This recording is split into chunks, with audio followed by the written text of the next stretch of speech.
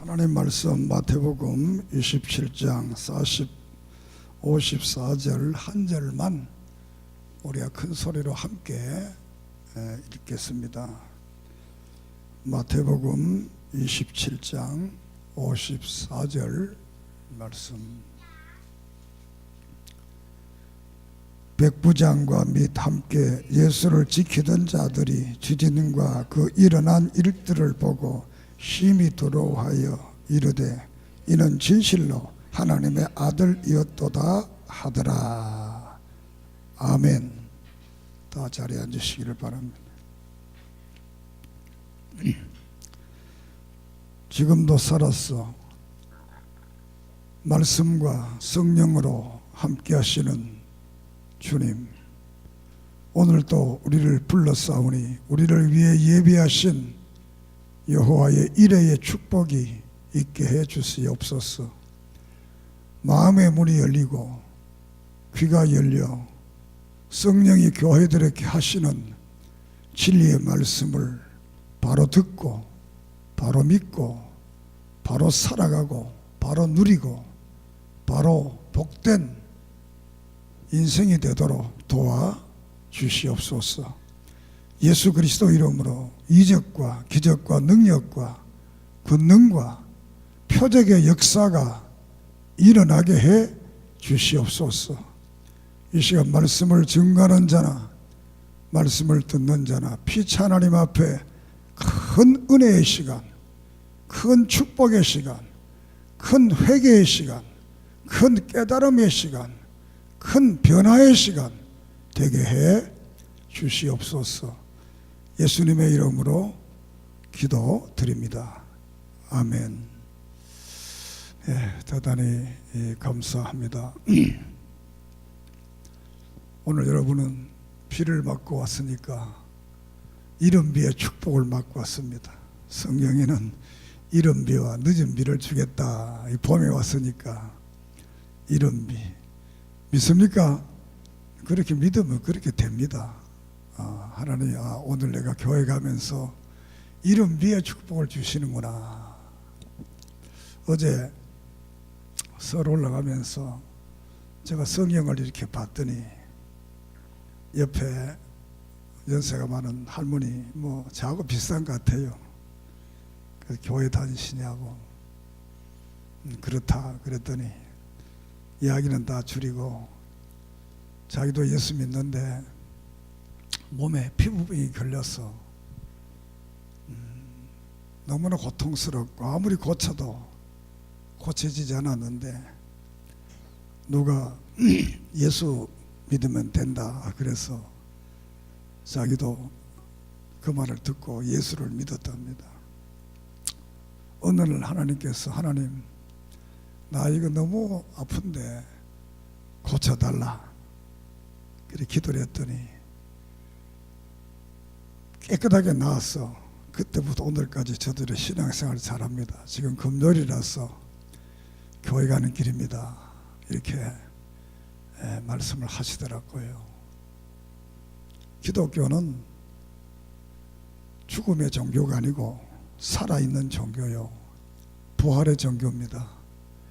이론적으로 윤리를 말하는 종교가 아니고 윤리적이지만 우리가 믿으면 체험이 되고, 체험이 되니까 너무 좋으니까 자기가 믿었던 이야기들, 또 살았던 신앙의 이야기들을 늘 하고 싶잖아요. 우리 좋은 일 있으면 하고 싶잖아요. 여러분도 신앙생활을 통해서 늘 만나는 사람마다 많은 하고 싶은 이야기들을 많이 가지기를 바랍니다. 믿습니까? 물론 여러분에게도 많은 이야기가 있겠지요. 그러나 그 이야기가 한 번으로 끝나는 게 아니라 늘 살아가면서 새롭게 이렇게 된다면 얼마나 우리가 행복하겠습니까? 자, 이 마태복음을 통해서 설교를 왕들의 고백이다 이런 제목으로 지금 세 번째 시간의 말씀을 드리게 됩니다. 오늘 드리는 이 말씀은 예수님께서 마태복음에서 다섯 번째로 한 설교가 되겠고, 그리고 여섯 번째 설교는 요한복음에 있습니다. 그 요한복음에 있는 것은 빼고 마지막 설교에 대해서 말씀을 드리고 우리가 함께 은혜를 받고자 합니다. 예수님께서 예루살렘에 마지막으로 방문을 하셔서 이 하나님의 교회는 모든 만민들이 기도하는 집이다, 이렇게 하면서 교회를 성결케 하고 외식하던 유대교인들을 책망을 합니다. 너희들은 아주 율법을 잘 지키고 믿음을 가진다 하면서도 위선자다. 그럼 많은 사람들이 천국을 가려고 찾아오는데 너희들은 그 길을 다 막고 서 있다. 막고 서 있을 뿐만 아니라 너희들이 그 사람들을 지옥으로 보내고 있다. 그리고 너희들이 마음속에 탐욕이 너무 가득 차 있다. 그리고 너희들이 늘 모세 자랑하지만 네가 모세의 자리에 앉아 있다, 이렇게 하면서 7가지 화를 말하면서 책망을 하게 되고, 이후 이제 예수님께서 오늘 이 종말에 대한 설교를 하게 됩니다. 우리는 우리 자신을 한번 돌아보면서 우리가 예수님이 유대교인들에게 책망했던 그 책망이 오늘 내게로 향하고 있지 않는가, 한번 자신을 돌아보기를 바랍니다. 예수님의 다섯 번째 설교는 우리가 종말 설교라 이렇게 말을 합니다. 24장 25장이 됩니다. 예수께서 제자들이 종말이 어떻게 될 것인가 이 질문에 대해서 24장에서는 종말을 한마디로 노아의 때와 같다, 이렇게 말을 했습니다. 노아의 때라는 것은 창세기 6장에서 11장까지, 11장은 바벨타워의 사건까지인데, 거기에서 사람들이 너무 문화적으로 타락되고 윤리적으로 타락되고 신앙적으로 타락되고, 이렇게 하나님께서 홍수 심판을 했습니다. 그 심판을 노아를 통해서 증거했지만 사람들은 하나도 믿지 않고 노아의 식구들만이 구원을 받았습니다. 미래에 다가올 이 마지막 종말도 세상이 그와 같을 것이다. 우리가 믿음의 사람들은 렌즈를 비유하게 한다면 성경의 렌즈를 통해서 과거 역사를 바라봅니다. 그 과거 역사를 바라보면 그 역사의 렌즈를 통해 다시 현재의 문화를 바라봅니다. 이 현재의 문화를 바라보면 이 현재의 문화는 우리가 사는 현실입니다. 그러면 미래는 어떻게 될 것인가, 이것을 알게 됩니다. 그래서 성경을 통해서 과거 역사를 보고 성경을 통해서 현재를 보고, 현재를 그렇게 되면 미래는 어떻게 되는데, 이것은 성경이 나도 모르게 답을 하게 만듭니다. 믿습니까? 그렇게 해서 노아의 때와 같은 그런 때가 다가온다. 오늘 우리가 사는 세상이 노아의 때하고 더하면 더했지 덜하지는 않습니다. 이런 시대에 우리가 살면서 이 노아의 때와 같다는 말씀을 하면서 그 말세의 징조로서는 이제 때가 되면 많은 사람들이 내가 그리스도다, 이것을 적그리스도라 그럽니다. 이것을 다른 말로 거짓 선지자들이, 또 다른 말로 하면 종교적으로 잘못된 지도자들, 성경 말씀대로 가르치지 않고 자기 마음대로 가르치는 이런 사람들이 앞으로 많이 나타나게 된다 라고 말을 합니다.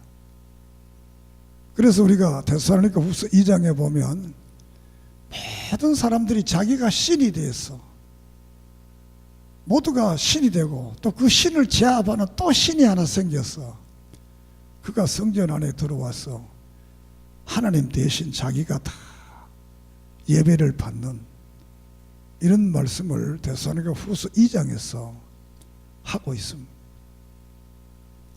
그래서 오늘의 이 시대 속에서도 많은 이 적그리스도가 나타나고 있고, 두 번째 사건은 민족이 나라가 전쟁을 하게 된다. 많은 전쟁이 이제 일어날 것을 예언을 하고, 그리고 또 나가서는 이 자연계에 변화가 오게 된다. 그래서 지진이 일어나고 또 하늘에서는 우박이 떨어지고 일월성신이 떨어지고 이런 이 전체에 놀라운 변화가 이제 일어나게 된다. 이렇게 성경은 말을 하고 있습니다. 그 요한계시록에 보면 6장에서 흰 말이 나오고 붉은 말이 나오고 검은 말이 나오고 청황색 말이 나옵니다. 마지막 대제배의 이 심판 속에서 흰 말은 정복자를 말하고, 이 붉은 말은 전쟁을 말하고, 검은 말은 기근을 말하고, 청황색 말은 죽음을 말합니다. 그 마지막 시대에 이런 전쟁과 기근과 이 죽음의 역사가 마지막 시대에 이루어진다는 것. 이와 똑같은 말을 구약의 스가랴서 6장에도 순서만 달리지 검은 말, 붉은 말, 흰 말, 어롱진 말, 이들이 나타나서 종말적 심판이 이루어진다는 것. 그래서 이런 징조를 바라보면서 너희들은 믿음에 바로 서야 되는데, 그러기 위해서 26장에 가서 이제 어떻게 하면 이 마지막 시대를 슬기롭게, 우리가 지혜롭게 믿음을 잘 지키면서 승리하고 구원을 받을 수가 있겠느냐라는 문제에 대해서 말씀을 합니다. 그 말씀이 뭐냐? 슬기로운 5 처녀의 말씀이 됩니다. 슬기로운 10 처녀가 살았는데 5 사람은 아주 슬기롭고 5 사람은 미련했다. 성경에 미련했다는 말은 하나님이 없으면서 사는 사람, 예수를 믿으면서도 예수 없이 사는 사람들, 교회에 나와서 교회 생활하면서도 그 마음속에 예수님은 없고 자기 마음대로 사는 사람들, 이 사람들을 성경에 미련하다, 어리석다 이렇게 말을 합니다. 그럼 슬기로운 자들은 누구냐? 하나님은 살아계시고 하나님은 지금도 나와 함께 하시고 하나님의 말씀이 내 생활에 또 내 신앙의 모든 것에 유일한 법칙으로 믿고 사는 그 사람을 슬기롭다 이렇게 말을 합니다. 오늘 참여한 우리 모두는 다 슬기로운 5 처녀가 되기를 소망합니다. 그 미련한 5 처녀는 그 속에 예수님이 안 계시고 성령님이 안 계시고 하나님 말씀이 안 믿어지니까 그냥 교회 생활만 하고 다닙니다. 그런데 어느 날 갑자기 이제 이 신부와 신랑의 비유를 하면서 신랑이 오는 시간이 됐는데 불을 밝혀서 그 신앙을, 옛날에는 결혼식을 밤에 했습니다. 유대인들은. 우리는 오늘 낮에 하지만 밤에 했는데, 그게 화촉이라는 말이 밤에 결혼식 한다는 그 뜻입니다. 밤에 이제 불을 밝힌다라는 거지요. 그래서 아무리 찾아도 기름과 불이 없는, 그래서 이 미련한 사람들이 슬기로운 처녀들에게 자, 그 기름 좀 빌려달라.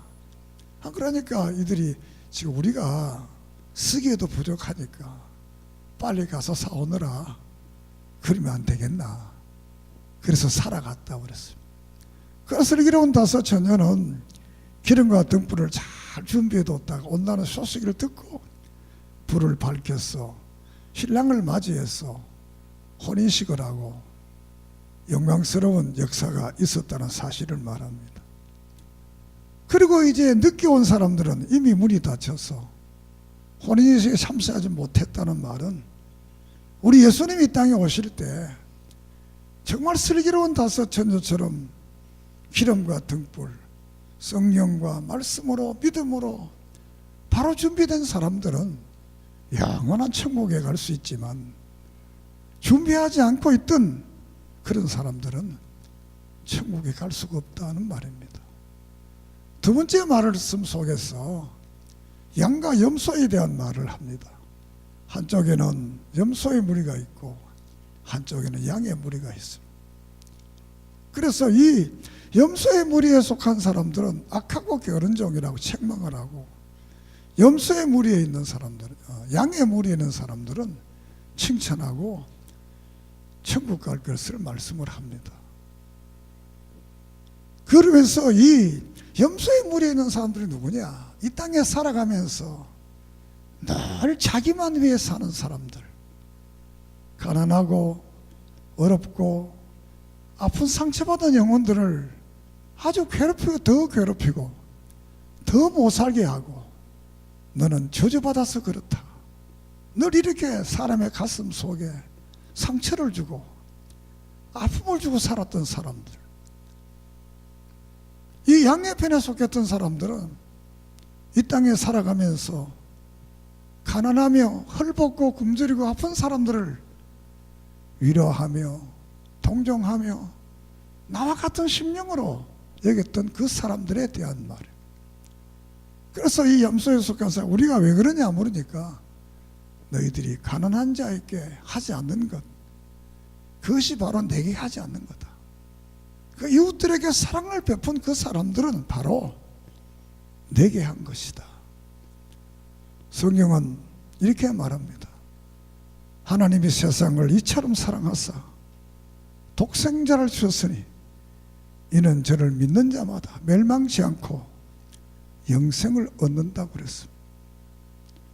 심판할 그날까지는 하나님은 우리 모두를 다 사랑합니다. 믿습니까? 교인만 사랑하는 것이 아닙니다. 안 믿는 사람도 사랑합니다. 믿습니까? 믿습니까? 우리는 믿는 사람에게도 잘해야 되지만 안 믿는 사람에게도, 교회 바깥에 있는 사람들에게도 우리는 이 양에 속한 사람들처럼 사랑을 베풀고 자비를 베풀고, 나를 통해서 합하는 사람이 없나? 나를 통해서 상처받은 영혼들이 없나? 나를 통해서 나 때문에 밤을 새우며 억울하게 생각하는 사람들이 없나? 여러분들은 그런 사람이 한 사람도 있기를 바라고, 나를 통해서 어떤 순간순간들이 행복해지고 참 나는 그 사람을 만남으로 기쁨이 있고 상처가 아물고 또 즐거움이 있는, 정말 여러분들은 인생을 살아가면서 이런 그리스도의 사랑의 아름다운 사람들로 남기를 바랍니다. 그러면 그 사람이 바로 슬기로운 다섯 처녀입니다. 이렇게 해서 종말을 대비할 것을 이제 말씀하시면서 이제 자신이 앞으로 십자가를 지고 하나님 앞에 가야 될 사건에 대해서 이제 설교를 하게 됩니다. 여기서 한마디를 더 붙이면, 오늘날 많은 잘못된 사람들이, 이단자들은 예수님이 어디 온다, 어디 왔다, 몇월 며칠 날 온다, 이런 말을 하는데 이런 말을 듣지 말기를 바랍니다. 그 시와 때는 아무도 모른다. 마태복음 24장에도 말씀하시고 누가복음 21장에도 말씀하시고 모든 성경 공간복음에서는 그날을 모른다. 사도행전 1장에도 모른다. 이렇게 말씀을 합니다. 우리는 예수님이 언제 몇 월 며칠 언제 오는 게 중요한 것이 아니라 오늘 와도 그 예수님을 만날 믿음의 아름다운 예복을 가지기를 바랍니다. 믿습니까? 자, 이렇게 해서 이 종말의 역사를 통해서 이제 26장, 27장에 가서 예수님의 순환과 부활에 대해서 말씀을 합니다. 이제 26장에는 3년 동안 같이 다니던 사랑하던 제자들을 모아놓고 마지막 식사를 하게 됩니다. 이 마지막 식사를 하면서 이 중에 한 사람이 나를 팔게 될 것을 말을 합니다. 12제자들이 깜짝 놀랐어. 누구냐고 묻습니다. 예수님께서 누구라고 말을 하지 않습니다. 그 이유는 아직도 기회가 있다. 따라합시다. 아직도 기회가 있다. 우리가 지금 현재 살아있다는 것은 구원의 기회가 있고 축복의 기회가 있고 은혜 받을 기회가 있고 아주 우리들에게 많은 기회가 있다는 겁니다. 우리는 이 기회를 놓치지 말고 이 기회를 통해서 더 주님 가까이 가고 믿음의 복된 삶의 역사가 이루어지기를 바랍니다. 그래서 이 만찬을 통해서 예수님은 만찬이 끝난 후에 겟세마네 동산에서 최후의 기도를 드리시고 체포하게 되고 또 27장에 가서는 빌라도에게 심판을 받아서 십자가에 못 박혀서 죽게 되는 이런 역사를 성경은 기록하고 있습니다. 오늘 우리가 신앙 고백을 하나님께 드렸습니다. 거기 보면 빌라도에게 고난을 받았다. 이 신앙 고백 사도신경 속에 마리아도 나오고 많은 사람들의 이름들이 나오는데 그 이름은 꼭 필요한 분들인데 빌라도는 안 들어가도 되는데 왜 빌라도를 거기 집어넣어놓고 빌라도에게 고난을 받았다 이렇게 말하느냐? 그거는 대단한 이유가 있습니다. 어떤 이유인가? 다른 모든 말은 예수 믿는 사람 우리말 하면 예수쟁이들의 말입니다. 예수쟁이들끼리 저희들끼리 하는 말. 예수 안 믿는 사람들은 야 니들끼리 믿는 거지 우리는 그거 모른다. 뭐 우리들이 부활했다 뭐 한만 말은 그 니들끼리 문제고 우리는 모른다. 그래야 안 그래요? 그러니까 그런 거 예수님이 어떤 분이냐? 빌라도 시대에 이 빌라도가 누구냐? 로마 시대의 빌라도가 유대를 통치하던 총독이다. 그 사람 시대에 있던 그 예수. 그러니까 우리가 어느 시대든지 간에 사람 똑같은 이름이 많잖아요. 저도 저 이름이 박상경인데 이런 이름이 많지 않거든요. 근데 전화 번호를 찾아보니까 많지는 않아도 꽤 되더라고요. 아마 여러분의 보통 이름은 찾아보면 뭐 수백 명이 막 같은 이름이 쫙 어느 이름이구나 뭐 내가 아는 박상경이냐 할 때는 그분은 총신교회 담임 목사로 계시던 그분을 말한다. 그러면 이제 이해가 되는 겁니다. 그래서 빌라도는 예수님이 실질적인 살아 계셨던 분이다. 그분을 이제 빌라도라는 사람을 동원시켜서 예수님이 그에게 그래 심판을 받고 이거는 역사적 사건이니까 그것을 믿게 하기 위해서 빌라도에게 심판을 받고 결국 예수님은 십자가에서 못 박혀서 운명하게 됩니다. 여기 가장 중요한, 운명 속에서 가장 중요한 것이, 이 성전에는 성소가 있고 지성소가 있는데 그 사이에 휘장이 쫙 이렇게 되어 있습니다. 되어 있는데 이 휘장이 예수님 운명할 때 위에서부터 알로 다 찢어졌다고 말을 합니다. 사람의 손으로는 사람이 그 높은 데 올라가서 찢을 수가 없는데 위에서부터 위로 찢어졌다고 그랬습니다. 이 말은 이제 성소와 지성소가 없어졌다는 첫째 의미를 가집니다. 그 성소와 지성소의 의미는 뭐냐? 성소는 일반 제사장들이 들어가서 향불을 붙이고 떡상을 차리고 이 하는 그런 그 의식을 하는 촛불을 붙이고 7 촛대가 있으니까 이 일을 하는 곳입니다. 그 지성소에는 오직 대제사장만이 1년에 한 번씩 7월 10일 날 가서 전체 이스라엘 민족을 위해 속죄의 제사를 드리는 그 장소가 지성소입니다. 그런데 그게 이제 없어져 버렸다는 거예요. 예수님이 십자가의 죽음으로써 없어졌습니다.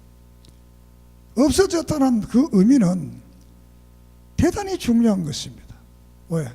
구약의 모든 제사가 이제 완성되고 구약처럼 제사를 드리지 않아도 된다는 의미가 그 속에 있습니다. 성경에서는 요한계시록 1장이라든가 많은 성경 속에 우리를 제사장이라 그랬습니다. 그래서 누구든지 예수를 믿으면 교회 가서 예배 드리면 됩니다. 옛날 같으면 우리는 여기 못 앉아 있습니다. 여기 성소니까, 여기는 지성소니까 뭐든 우리는 저 바깥에 있어야 됩니다. 그런데 예수님이 십자가에서 우리를 위해 죽으시면서 그 휘장이 갈라짐으로써 모든 제사가 완성돼서 이제는 제사를 드리는 게 아니고 예배를 드립니다. 믿습니까? 제사는 죄사함 받으려고 제사를 드리는 거예요. 신약에 오늘 우리는 예수님이 우리 위해 제사를 완전히 드렸기 때문에 죄사함 받은 사람들이 감사해서 교회에 와서 예배를 드립니다.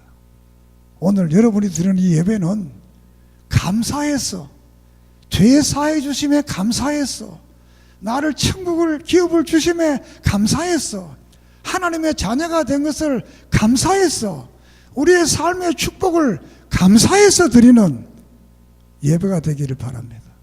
그게 신약교회 예배입니다. 예수님의 십자가의 죽으심을 통해서 히브리서 7장에는 예수님 완전한 제사장이라고 그랬습니다. 왜냐하면 구약의 대제사장은 자기를 위해서 양의 속죄 제물을 드려야 속죄 제사를 드릴 수 있습니다. 그런데 예수님은 죄가 없는 분이기 때문에 자기를 위해서 속죄 제사 드릴 필요가 없습니다. 두 번째는 이 8장에 가서는 말씀이 완성되었다는 겁니다. 구약의 율법은 예수님 오실 때까지 필요한 의식은 제사 필요하지만 이제 예수 오신 이후는 말씀이 완성됐기 때문에 그 의식이 필요 없고 이제는 하나님의 말씀만 들으면 된다는 것. 그 세 번째로는 이 9장에서는 제도가 완성됐다는 겁니다. 제도가. 그래서 신약의 교인들은 이 제도가 완성된 구약의 교인들은 성막에서, 성전에서 양이나 소나 비둘기를 잡아 제사를 드려야 됐는데 이 예수님은 거기서 제사를 드리는 게 아니고 영원한 하늘나라에서 제사를 드렸다는 거예요.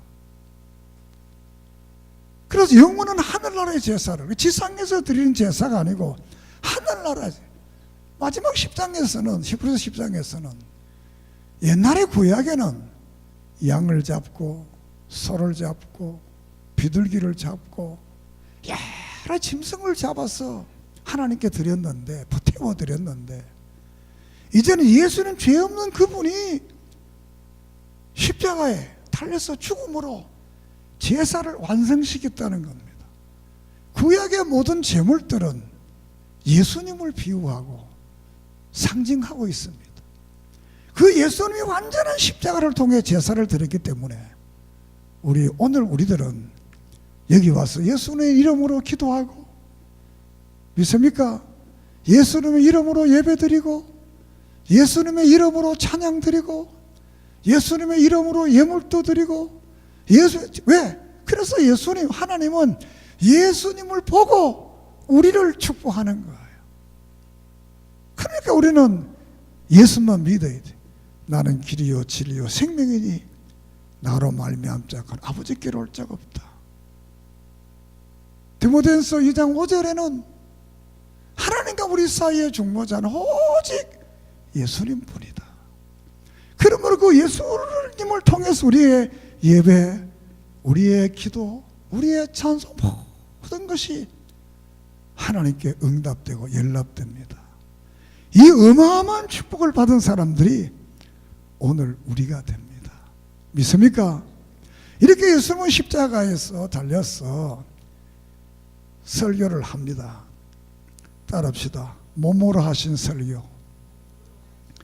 몸으로 하신 설교. 예수님은 이 마지막 6번은 말로 설교를 했습니다. 마지막 설교는 제가 이걸 몸으로 설교했다 고 말을 합니다. 왜?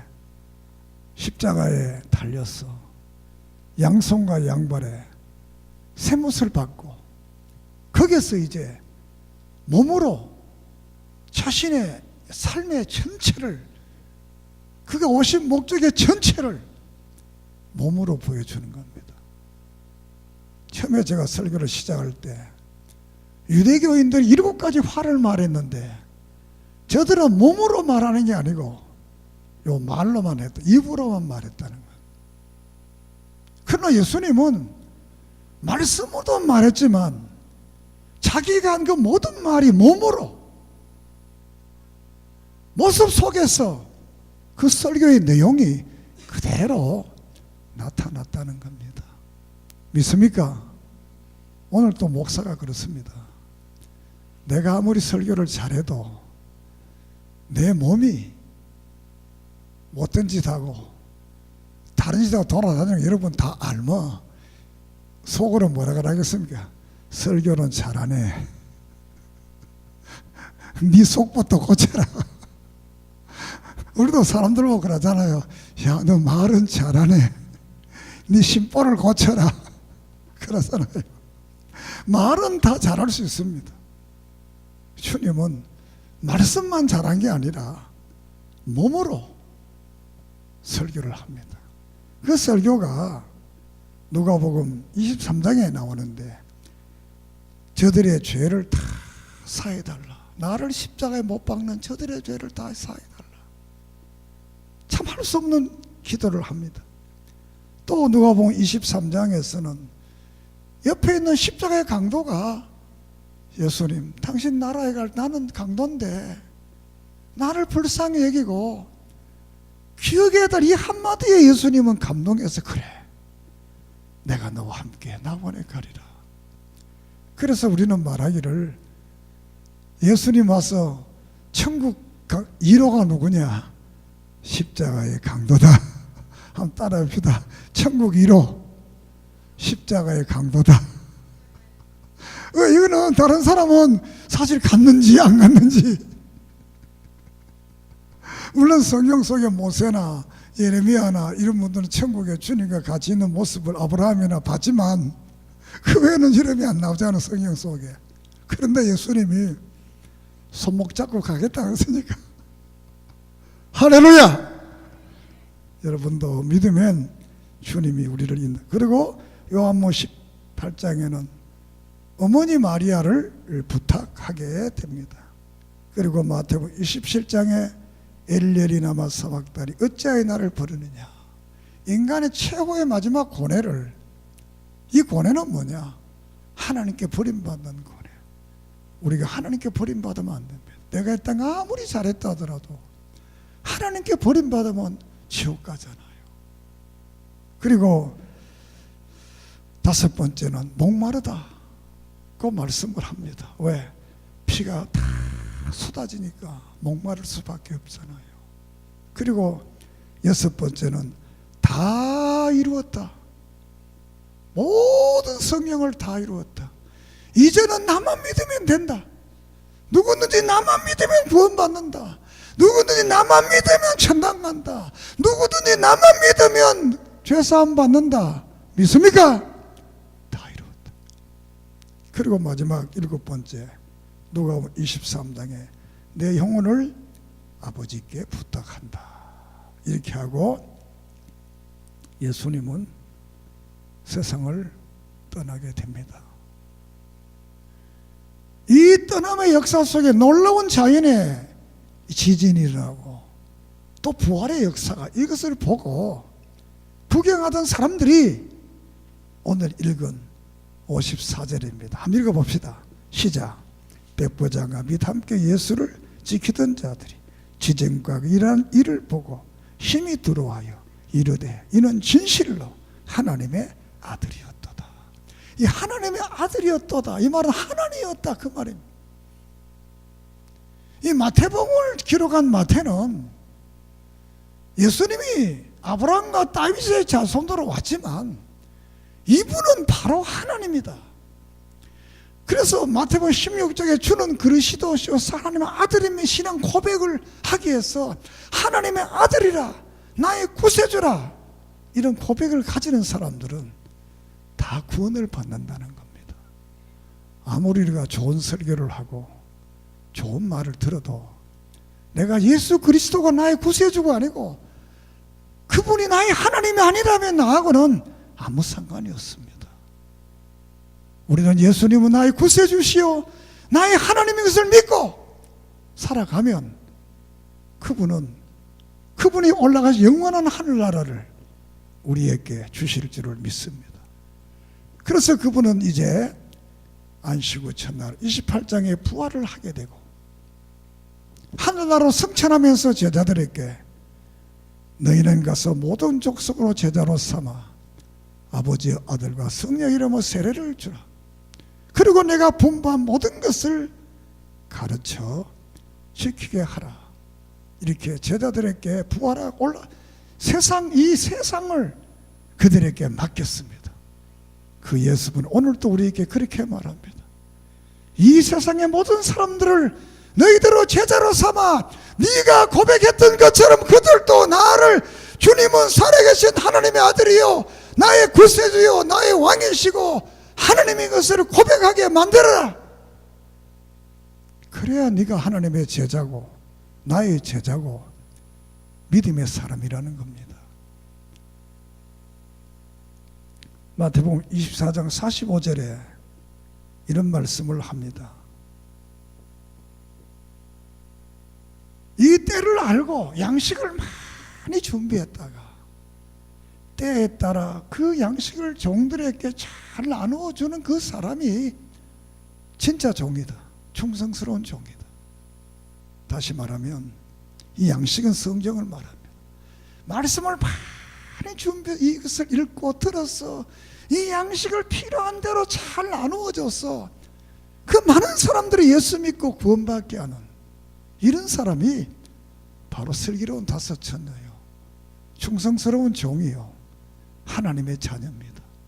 여러분도 이 성경의 말씀을 바로 알아서 내가 믿은 이 예수를, 내가 체험한 이 예수를, 내가 고백한 이 예수님을 바로 증언했어. 슬기로운 다섯 처녀처럼 영원한 하늘나라의 복락과 이 땅에 약속한 언약의 축복을 이루는 여러분 되기를 주의 이름으로 축복합니다. 기도드립니다. 하나님 감사합니다.